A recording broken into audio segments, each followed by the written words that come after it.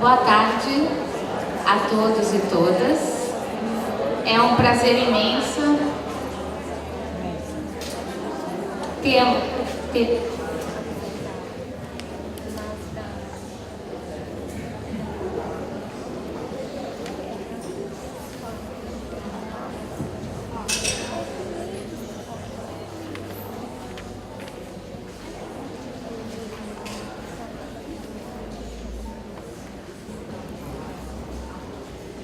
Então, a tecnologia sempre a nosso favor aqui. Estamos conversando para ver a apresentação que vem em seguida. Mas é um prazer imenso tê-los aqui hoje, todos, todas, nesse momento tão importante para nós de formação, no nosso segundo seminário internacional. O meu nome é Guilherme Salerno e eu vou estar aqui como mediadora dessa mesa, juntamente com Gorete Lousada, que é a diretora adjunta do DEPLAN, que também estará trabalhando comigo nessa mesa. Eu trabalho na assessoria técnica do gabinete do secretário. Para dar início a esse nosso diálogo, eu vou fazer uma contextualização da mesa, juntamente com as políticas da Secretaria de Educação. Então, vou iniciar falando para vocês um pouquinho de como nós nos organizamos na Secretaria com relação às políticas estratégicas que temos desenvolvido ao longo desse período que lá estamos. Deu? Estamos tendo um problema técnico.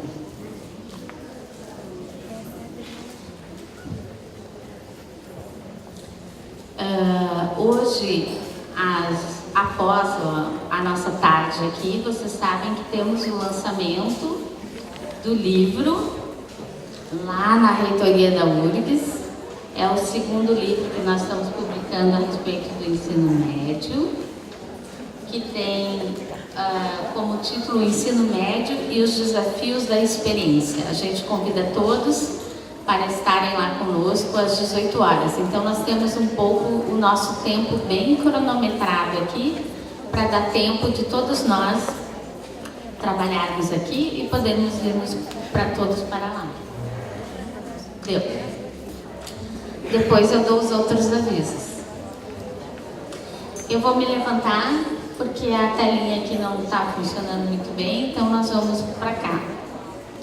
Falar um pouco para vocês das políticas públicas e de gestão, então, da Secretaria. É um recorte, porque vocês sabem que a Secretaria do Estado do Rio Grande do Sul é bastante grande. Nós temos muitos programas e projetos que lá desenvolvemos. Então, nós trabalhamos com 4 eixos estratégicos no governo. A reestruturação física nas escolas e modernização tecnológica, a reestruturação curricular e formação continuada, qualificação do sistema e democratização da gestão e valorização profissional. Desses 4 eixos, o que nos diz respeito aqui hoje é a qualificação do sistema e a democratização da gestão. E dentro desse eixo estratégico, nós temos 3 destaques. Não são as únicas coisas que fazemos dentro desse eixo. Vocês são trabalhadores, muitos trabalhadores aqui da SEDUC sabem disso. Mas nós destacamos aí o Sistema Estadual de Avaliação Participativa, que é o nosso conhecido SEAP-RS, os conselhos escolares, no qual nós estamos trabalhando para que eles se tornem também uma instância executora, vinculada com a questão da administração dos recursos da autonomia escolar, e o processo de eleição de diretores. Então, esses são 3 destaques importantes dentro desse eixo estratégico. Nós temos já muitos marcos no SEAP, porque ele iniciou em 2011, então ele já tem uma longa história que eu não vou conseguir contar hoje aqui, em função do nosso tempo reduzido. Mas nós já, logo que iniciamos o Sistema Estadual de Avaliação Participativa, a gente publicou o decreto tornando ele uma política pública. Então, claro que um decreto não faz ser uma política pública. O que faz ser uma política pública é a prática que nós estamos executando e o quanto nós estamos fazendo uso desse processo para melhorar e qualificar a nossa educação. Como o CEAP é um sistema de avaliação institucional que propõe autoavaliações, ou seja, as instituições, escola, CRE e SEDUC, se autoavaliam, nós vimos que era muito importante ter a contratação da avaliação externa da universidade. Trabalhamos então com a Universidade Pública, a Universidade Federal do Rio Grande do Sul, que veio para fazer esse olhar externo, ou seja, fazer uma análise crítica daquilo que nós estamos fazendo nesse processo de avaliação. É importante destacar também que a Universidade Federal do Rio Grande do Sul, ela vai trabalhar com outras universidades públicas também nessa parceria para o processo de avaliação externa, para que a gente possa contemplar todo o estado do Rio Grande do Sul e garantindo a participação também das universidades regionalizadas. Importante como resultado, a gente avaliou que era bom trazer que o CEAP, então, em 2012, que foi a sua primeira rodada, 85% das escolas participaram e preencheram esse processo. E em 2013, 2.532 escolas, 98% participou. Na segunda rodada, a maioria das dificuldades que a gente encontrou com relação à participação foram mais de alguma dificuldade com relação ao próprio sistema, internet, coisas assim. E não que as pessoas não quisessem fazer esse processo de forma participativa nas suas escolas. Algumas fizeram mais participativo, outras um pouco menos participativo, mas na medida que vão se dando conta do quanto o CEAP é uma ferramenta de gestão em potencial, que de fato pode ajudar a escola, a coordenadoria regional e a SEDUC a olhar para si, ver quais são os caminhos que tem que seguir, estão se dando conta e estão participando de forma bem mais efetiva. A outra coisa é que aquele professor, membro do magistério que participa do CEAP, ganha o certificado e pontua no seu percurso individual, como hoje aqui. Quem estiver participando do seminário internacional vai apresentar o seu certificado e vai pontuar no seu percurso individual.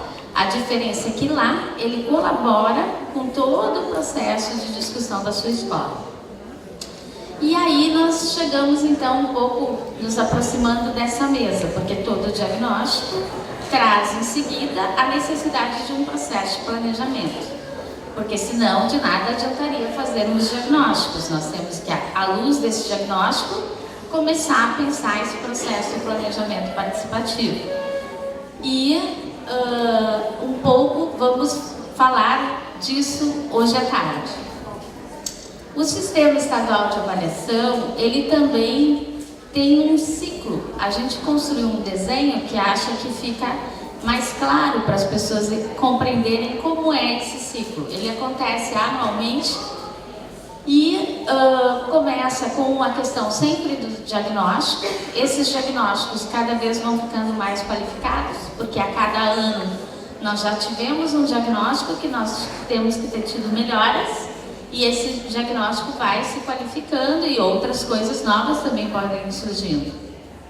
Em seguida a gente passa ali por um processo de análise desses relatórios, desses trabalhos, e chegamos na avaliação e no monitoramento e acompanhamento, que é onde nós estamos hoje, no CEAP, quase chegando perto da hora de fazer um novo diagnóstico, que é mais para o final do ano. O que é importante disso tudo? Se vocês olharem nos quadradinhos no entorno, todos eles apontam a questão da formação como um processo muito importante. E esse seminário, ele também traz, é resultado desse processo de análise, do que é importante se fazer na Secretaria de Educação hoje. Então, a formação é um ponto crucial para que a gente avance. O CEAP, ele tem 6 dimensões: gestão institucional, organização do ambiente de trabalho, condições de acesso, permanência e sucesso na escola, formação dos profissionais da educação, práticas pedagógicas e de avaliação. Essas dimensões é que nos mostram o quanto o SEAP transversaliza as políticas públicas. E ele traz coisas que são fundamentais. Então, é a participação, a articulação dos sistemas e das instituições, escola, CREI e SEDUC, nesse processo de autoavaliação. Todas as instituições avaliam as mesmas dimensões e os indicadores que se diferenciam.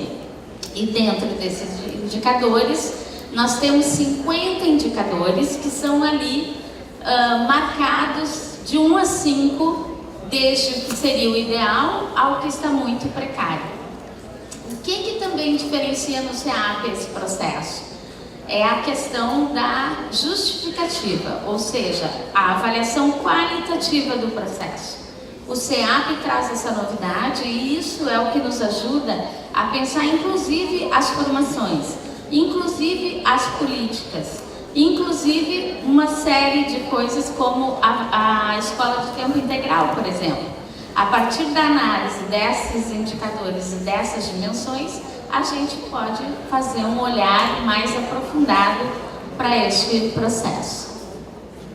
Então, hoje nós estamos exatamente trabalhando a questão do planejamento participativo nas escolas CREI e SEDUC, sendo que nas escolas a construção está sendo por metas por dimensões, que em breve nós vamos estar avaliando, e envolvendo de preferência todos os professores e também o conselho escolar. Nas coordenadorias regionais e SEDUC, nós estamos construindo prioridades, metas e ações estratégicas embasadas nos eixos estratégicos da SEDUC e também nas dimensões do SEAP. Então, o atual momento, como eu já falei, é esse, de monitoramento e acompanhamento, e a gente olhando e decidindo e tomando decisões, né, sobre os caminhos e o percurso que nós queremos seguir daqui para frente. E isso, então, hoje nos conecta a esse brilhante encontro, que, né, é o segundo seminário internacional. A primeira edição, a gente já conseguiu reunir 12 mil participantes, que teve o título, o seminário, Concepções e Sentidos da Educação, Pensamentos para uma Nova Prática Social e Cidadã.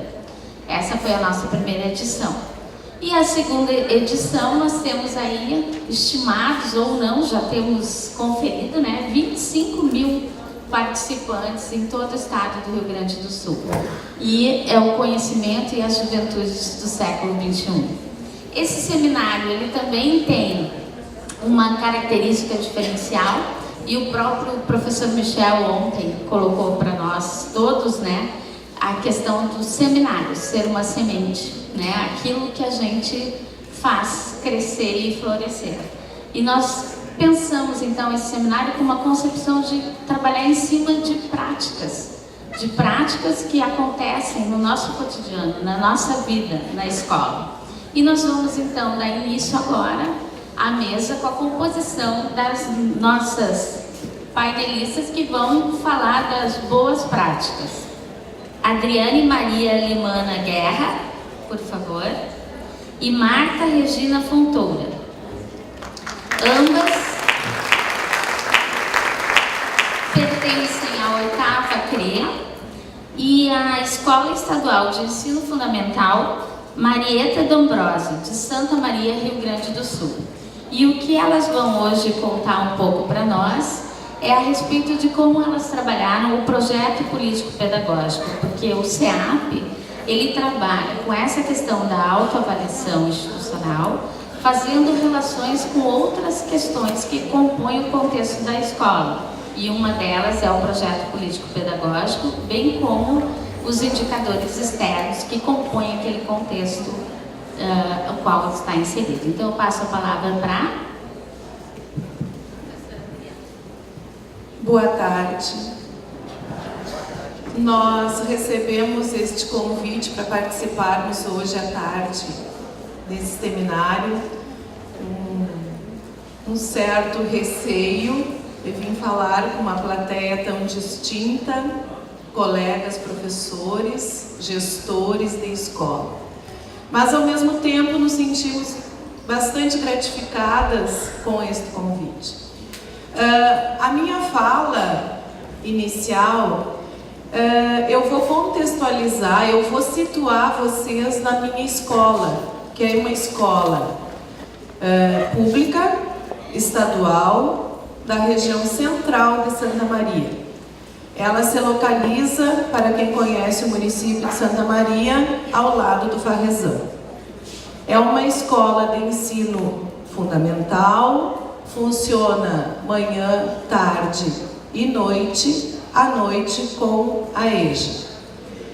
E no início da minha gestão, nós tínhamos uma dificuldade quando nos perguntavam, nos pediam o nosso documento, o PPP.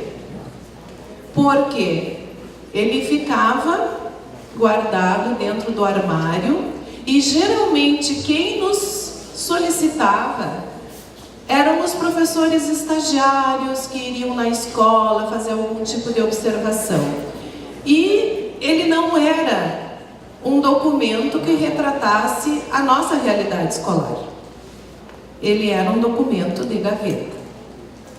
E passamos, assim, no início da gestão, por vários constrangimentos. Ele ficava até escondido. Tá? E aí surgiu a necessidade de fazer a reconstrução deste projeto. A Santa Maria tem uma instituição federal, a Universidade Federal de Santa Maria, e nós buscamos o apoio de um grupo chamado GPES, que veio para dentro da escola junto conosco. E fizemos essa reconstrução com todos os segmentos da escola. Professores, alunos, pais, com toda a comunidade. E eu vou deixar então a professora Marta colocar algumas coisas a respeito deste período de reconstrução e depois nós vamos passar um vídeo para vocês. Só que esse videozinho que nós vamos passar para vocês, a nossa escola hoje, ela está bastante diferente. Tá? Os espaços físicos que vocês vão presenciar no vídeo já não são mais os mesmos. Eles sofreram transformações. E os alunos, os pais, eles dia a dia, eles percebem esta mudança na escola. Se vocês me perguntarem, é perfeito, professora? Não é. Não é. Nós temos as nossas falhas enquanto instituição, enquanto gestores, temos as nossas falhas, as nossas dificuldades, como qualquer gestor que esteja aqui, que esteja me ouvindo, deve ter. Bom, mas depois da reconstrução deste projeto, surgiram assim diversas ações dentro da escola. Entre estas ações, a formação dos professores, que nós passamos a fazer dentro da escola. Inclusive, em 2012, nós fizemos o lançamento de um livro, Desafios da Prática Docente, que foi feito com os professores da escola. Pena que nós não lembramos de trazer um exemplar para mostrar para vocês. Então, assim, ó, é uma escola pequena, ela tem em torno de 630 alunos, em torno de 58 professores e 18 funcionários. É uma escola pequena, é uma escola de ensino fundamental, mas ela possui grandes ações, grandes projetos. Eu vou passar então a palavra para a professora Marta, que é a coordenadora pedagógica da escola. Boa tarde, colegas. Como a professora Adriane falou, os desafios são enormes, são grandes e a gente a cada dia que passa aparece mais ainda. Então nós vamos fazer uma retrospectiva com o vídeo. Tem uma musiquinha junto com o vídeo, tá? O som. Nós começamos com a questão da formação com o GPs.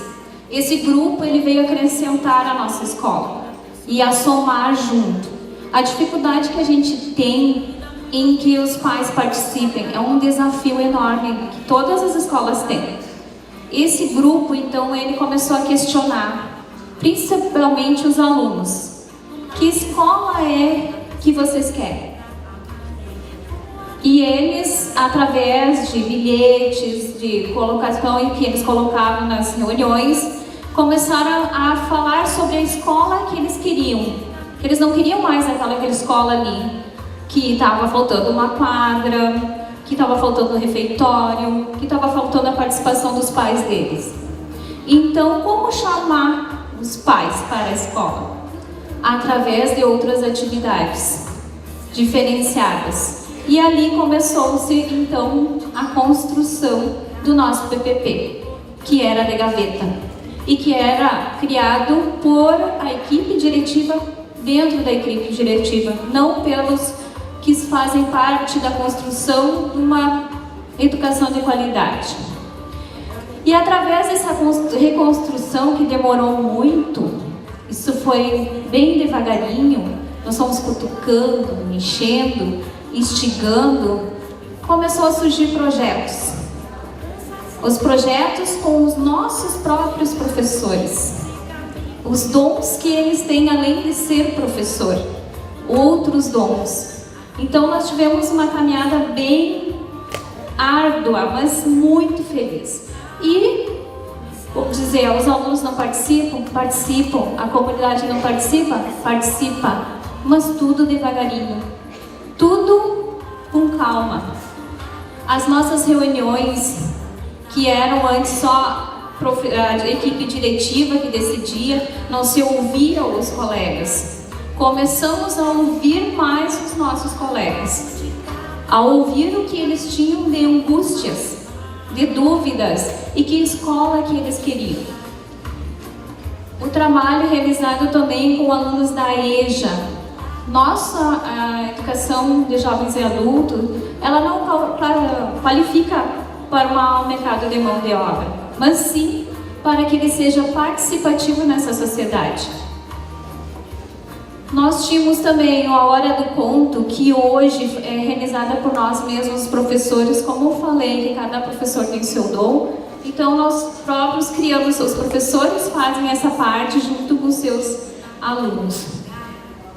A sala de informática, também nós não tínhamos espaço e temos. Através de todas essas práticas foram se criados projetos, os passeios, que o aluno, nós percebemos que ele aprende muito mais vivenciando do que só lá no quadro e giz. Então nós fizemos bastante passeios com eles, estudos relacionados aos conteúdos que a gente tem em aula. Temos problemas ainda? Temos, é lógico, mas a gente vai devagar. A formação continuada, como a professora Adriane falou, nós tínhamos que fazer alguma coisa meio que obrigatório, mas os nossos colegas, aos poucos, começaram a vir como uma forma de prazer, participando das formações com pessoas que nós tínhamos na nossa sociedade. Professores especializados do Estado, com formações de graduação e pós-graduação até doutorado, trabalhando conosco na escola.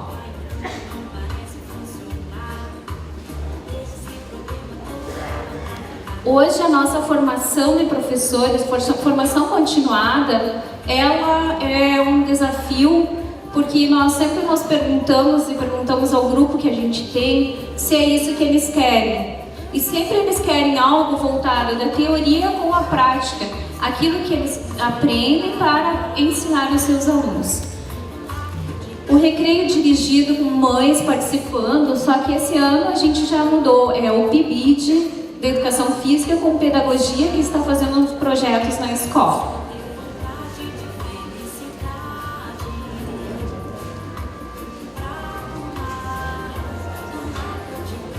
Nós fizemos muitas comemorações, nós se unimos mais depois que foi feita a reconstrução do PPP. O nosso grupo ficou mais unido, mais forte, e isso faz com que enriqueça a escola. Hoje a gente desenvolve atividades em que os colegas vão com prazer. Eles não vão por obrigação, mas vão com prazer.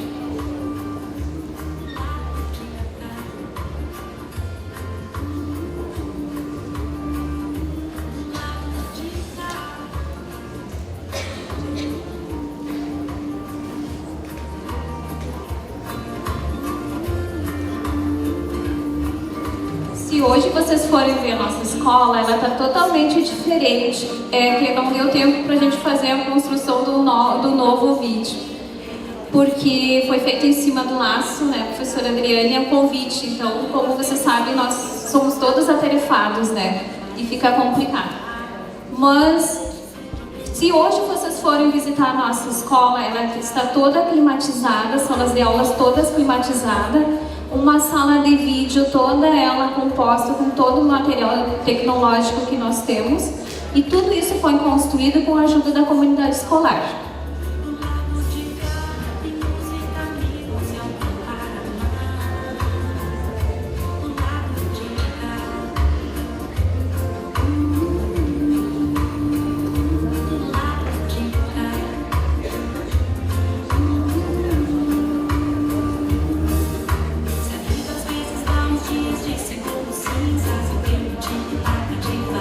Esses são os professores. Nós tivemos ano passado a perda de uma colega muito participativa, então isso influenciou muito no nosso trabalho também. Os professores querem vir trabalhar no Marieta, gostam do Marieta, e quando a gente se apega aos colegas e eles partem, a gente sente muito.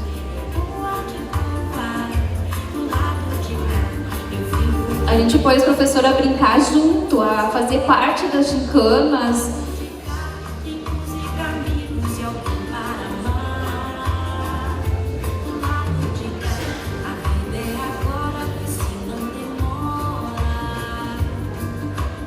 Essa semana nós fizemos uma apresentação no Obrec em Santa Maria e postamos uma foto no Face, que é a mídia, que todo mundo está aí interagindo. E uma mãe colocou que na escola Marieta ela não sabe quem é a diretora, porque nós, a equipe diretiva, nós temos a mesma linha de pensamento, a mesma linha de atuação. Nós discutimos, nós brigamos e muito, mas saem sempre bons resultados.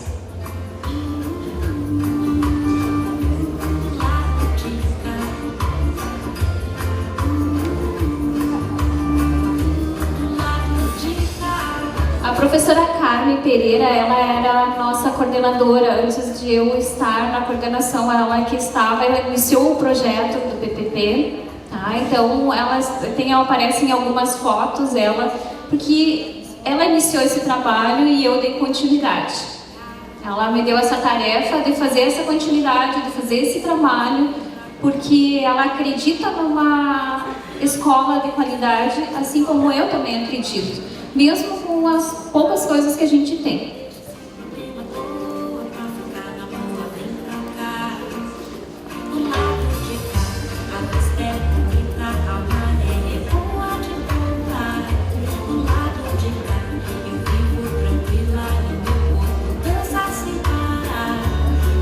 A nossa integração, sempre nós fizemos uma festa no final de ano ou na metade do ano. A nossa comemoração no Dia dos Professores é junto com os funcionários, os alunos também estão sempre participando.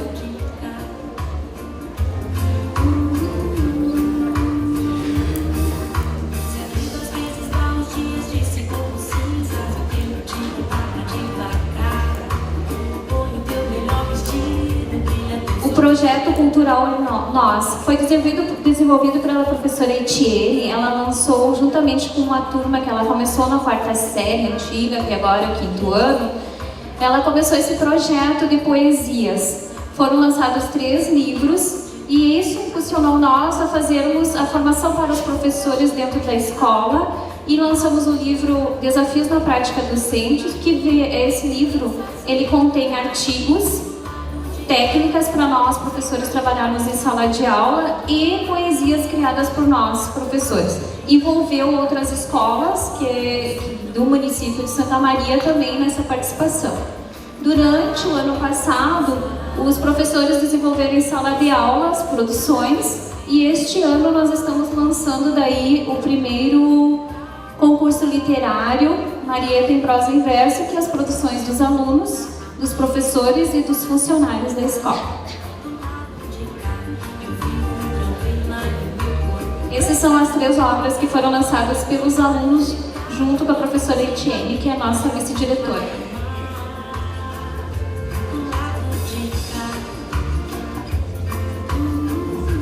Os profissionais da Casa do Poeta de Santa Maria, eles são muito parceiros nossos.